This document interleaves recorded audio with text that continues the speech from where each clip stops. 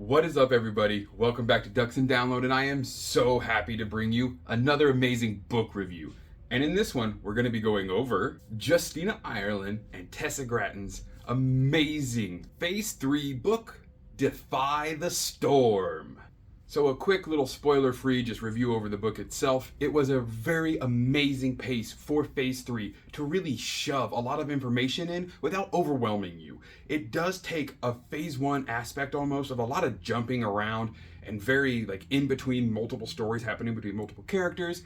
But unlike Light of the Jedi, it does a very good job of already having you attached to these characters if you've read previous media from the High Republic. I highly don't recommend you start with Defy the Storm. But Tessa and Justina, thank you so much for being one of the most amazing duos in Star Wars that we've ever had.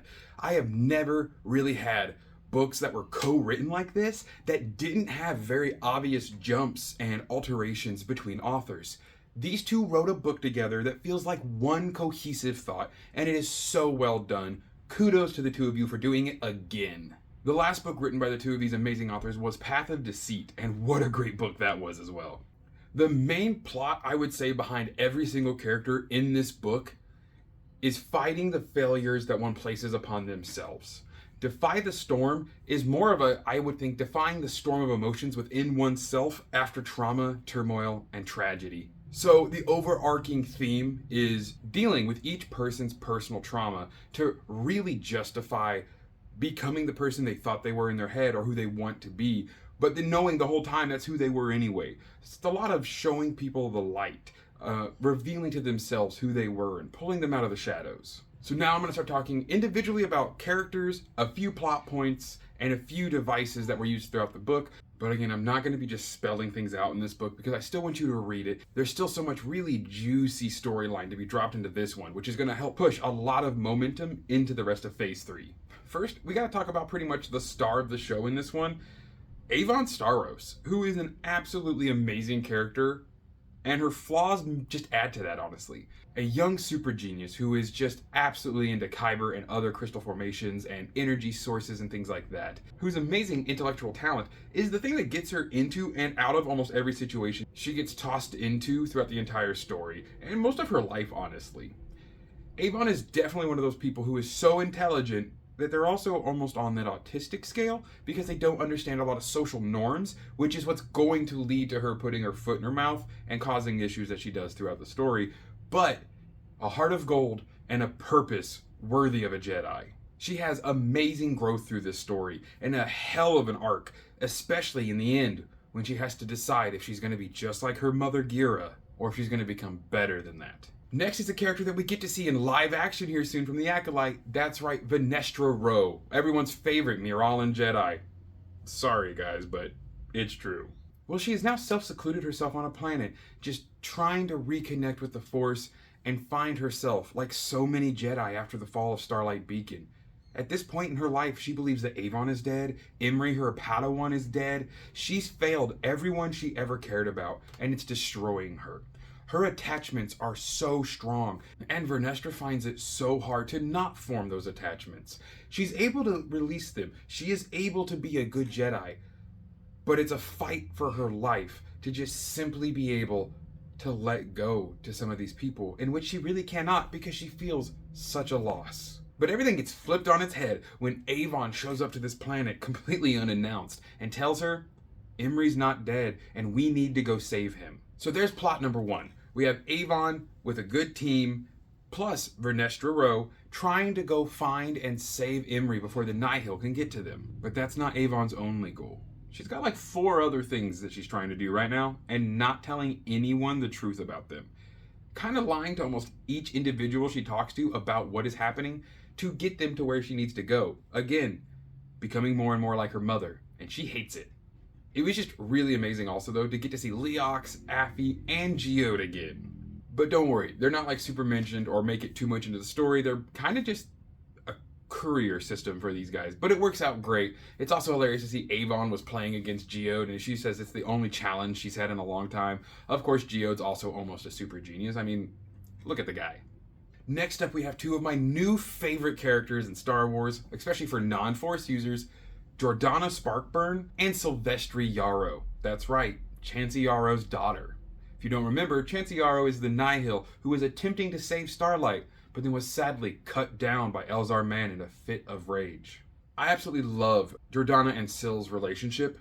They are a great lesbian couple that don't ever force it on you. They have such beautiful moments that are only happening because they are leaving, or because they've just seen one another, or because they're just being flirtatious. The same thing that you would expect from a male to female relationship. It's not an agenda, it's not fucking woke, and it's not shoved down your throats. It's just a part of two characters. It's awesome. And the opposite attracts thing that they have going on is so much fun. But as things will progress in this, Jordana will eventually return back to her home planet of TK on the other side of the occlusion zone. How do they get there? We'll talk about that person soon enough. But there's something even crazier going on now in the occlusion zone. It seems maybe from Planet X, maybe from Baron Bulan, or just from the Nameless being released into the Force world. A sickness is now taking over TK. A Force-eating sickness. Much like the things we've seen with Darth Nihilus absorbing a planet, or what the Nameless do to the Jedi they get a hold of, TK is turning to a husk of death. The Force itself is being leached out of every single pore of organic or inorganic matter. If you touch this, it gets you, and it spreads fast.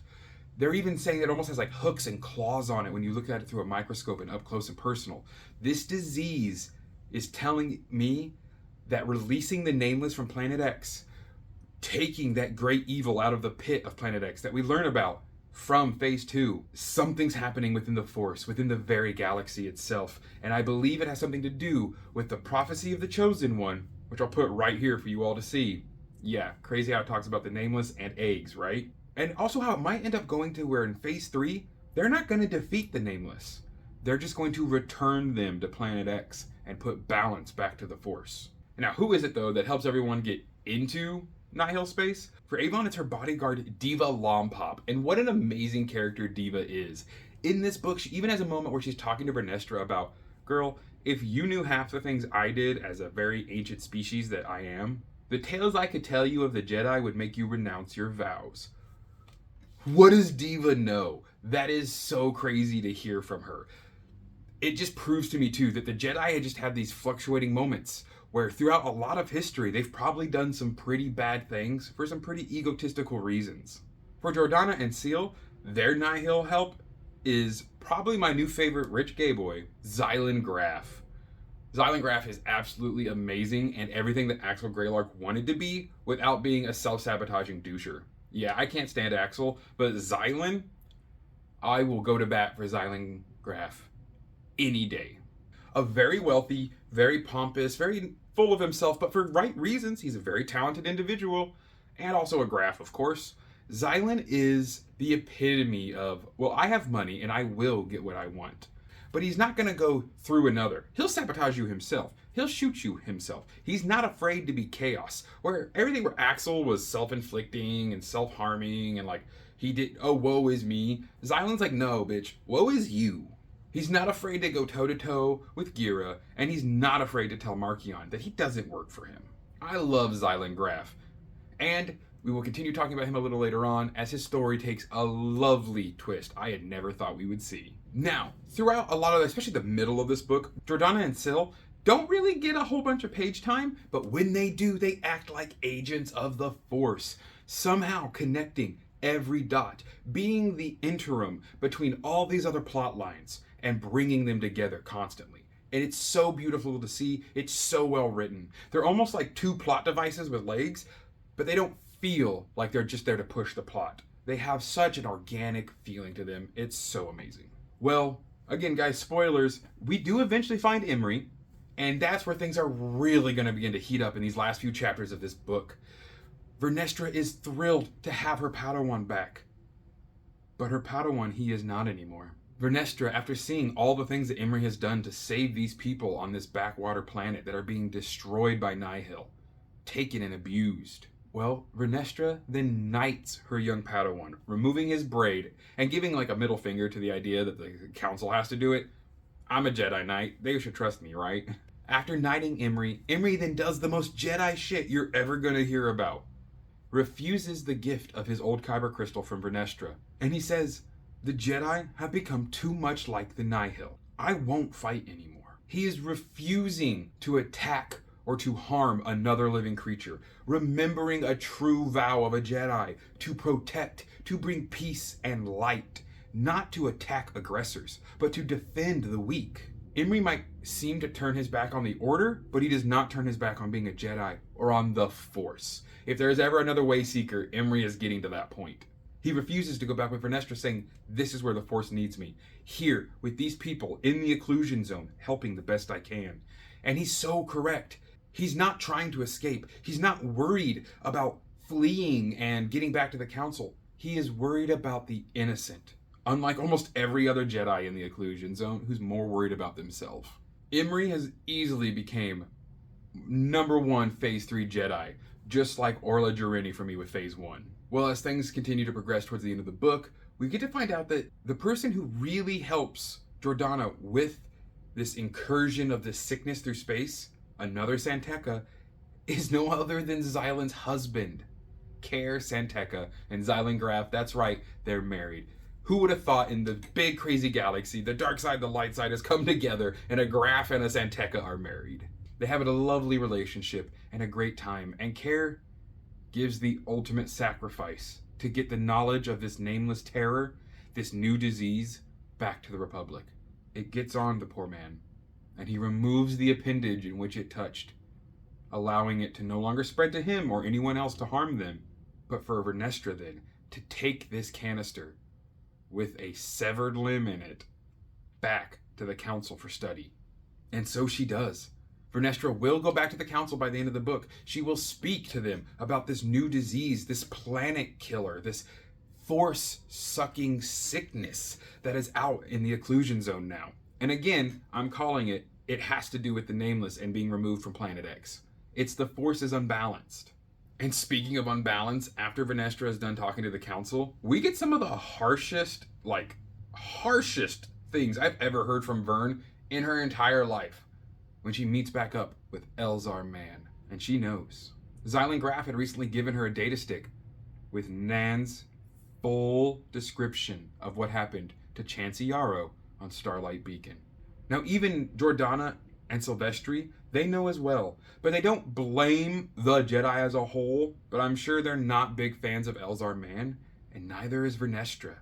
She straight up calls out Elzar Mann, telling him, I know what you did, here's the data stick, watch this. After that, Elzar is of course in tears, but he becomes selfish again and asks Vernestra, will I ever be like Stellan? And in her head, wow! Vernestra tears him apart, talking about how selfish he is, how he doesn't truly care about saving people, he just wants to be like Stellan. How out of all the Firebrand, Firebrand themselves, those three are some of the most powerful Jedi around, but Elzar Mann could never get over the fact he'll always be third in that listing. Damn, she went for the jugular. Thankfully she doesn't say it, because who knows what that would have sent Elzar into, another depressive cycle, the dark side, who knows? But she then tells him it is his job, his duty as a Jedi, to prove that he is a true Jedi, and reveal this truth to the Council. Admit he is the reason Starlight Beacon was unsavable. Because he acted on hate, and not the Jedi way. Well, after Avon does everything she can to help Vern destroy the storm wall, and destroy the people working on keeping it up running, sadly only doing the very later of those and killing this evil Dr. Makambe. Well, she doesn't, but you'll find out who does and how. But it's definitely helped by Avon, who is in this moment trying to decide if she's going to further herself into her mother's path, or will she stay Avon and who she is in her heart. Don't worry, guys. With the storm wall still up, but plenty of the people controlling it taken out, it has to be moved to new control. Marchion Ro himself might have to start really being more hands-on than he's ever been before. Speaking of hands-on, Jordana Sparkburn and Care Santeca are going to start working together with Avon's new calculations and a Jedi with a little bit of hope dashed in to start smuggling people across the storm wall. That's right. Between Avon, Vernestra, and a really good computer, they were able to figure out a way through the storm wall. You're going to have to read the book, though, for more information on that. But lastly, this book ends in an absolutely crazy moment. Reed Silas, stuck in the temple, doing everything he can to study this Nameless, to study these Jedi killers. Will then go and speak to the most known source of this subject, Aslan Rael. And Aslan's going to talk to Reed and tell him a very, very ominous truth that many of the Jedi probably knew, but none of them wanted to face. Aslan simply tells Reed, "If you're still afraid of me, how will you face the Nameless? You have to understand fear, or they will take you so easily. Understand what you are afraid of, and then make friends with it." And he goes out cackling into the darkness. I had a feeling that Darksiders weren't as affected by this that Jedi might have been, but I'm kind of leaning towards that a bit more. The fear that the Nameless put into the Jedi, their doubt, that's what gets them. They have to be able to face that fear and become one with it and accept it and then push through it. Now, where the Sith would take that fear and then turn it into a battery, the Jedi are going to do the most Jedi thing possible, face down the very end of their life and have to be okay with it. That might cure the hallucinations, remove them from this state of absolute terror where they can barely even be near the Nameless, let alone face one. My little prediction here, the Nameless being returned to Planet X is going to be a large plot point, I believe. And this would also allow for why no one knows about it. Why it wasn't mentioned, some great war or great battle. Because there wasn't one. There was simply a returning home. Well, guys, thank you all so much for stopping by for this book review. And I cannot just love it enough and really tell you guys, you need to go pick up this book. You really need to read Defy the Storm. The young adult novels in the High Republic series have been right up there with the adult novels. They do not shy away from anything just because they're young adult. I highly, highly recommend this book. Definitely a must read for High Republic and Star Wars fans. Now put down in that comment section while you're liking and subscribing, what was your favorite part of Defy the Storm or just Phase 3 of the High Republic so far? Have an amazing rest of your day, and as always, may the Force serve you well.